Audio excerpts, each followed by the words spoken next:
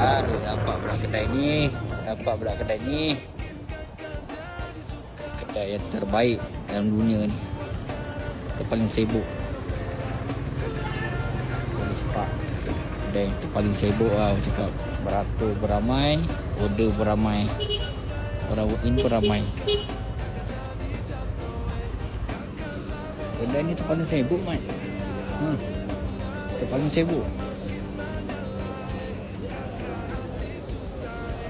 Order banyak tak tahu dah siap belum.